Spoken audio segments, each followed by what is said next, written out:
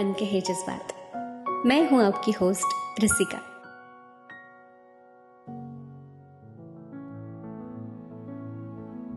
नमस्कार प्यारे श्रोताओं, मैं हूं आपकी होस्ट रसिका और आप सुन रहे हैं अनकहे जज्बात। आज की महफिल बेहद खास है क्योंकि आज हम बात करेंगे एक ऐसे शायर की जिन्होंने न सिर्फ शायरी बल्कि बॉलीवुड गीतों में भी अपनी पहचान छोड़ी है। उनकी कलम ने इश्क, दर्द और जज्बातों को शब्दों में इस कदर पिरोया है कि हर दिल उन शब्दों में खो सा गया है। हम बात कर रहे हैं उर्दू के मशहूर शायर मजरू सुल्तानपुरी साहब की। मजरू साहब का असली नाम असरार उल हक था, लेकिन वो मजरू के नाम से मशहूर हुए। उनकी शायरी में इश्क, इंसानियत और समाज की सच्चाई की गहरी समझ थी। वो शायर थे जिन्होंने गीतों को शायरी के स्तर पर उठाया और उनकी लेखनी ने फिल्मी गीतों को भी बेइंतहा खूबसूरती दी। मजरू साहब का शेर हो या उनका कोई गीत, दोनों में ही दर्द और मोहब्बत का जज्बा होता था जो सीधे दिल तक पहुंचता था।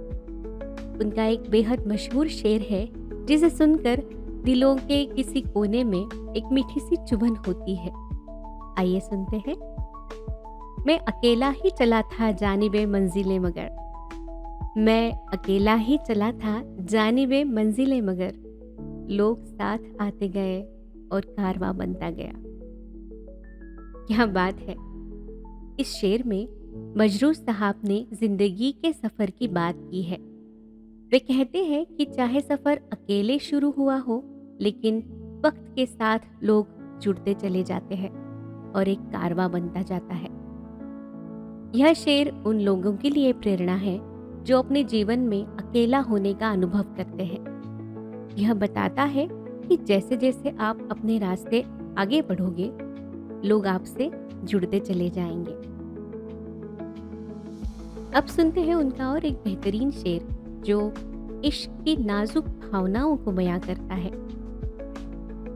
तुम्हारे पैरों में ये चांद सितारे आकर गिरे, तुम्हारे पैरों में ये चांद सितारे आकर गिरे, खुदा करे कि तुम्हें कोई आसमान ना मिले।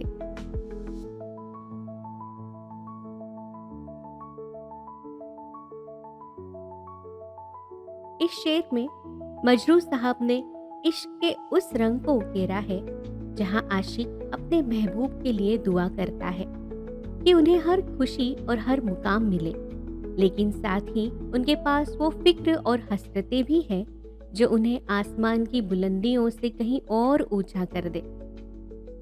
आइए अब सुनते हैं उनका और एक दिल को छू लेने वाला शेर जो जिंदगी के संघर्ष और जज्बातों को बेहद सादगी से पेश करता है।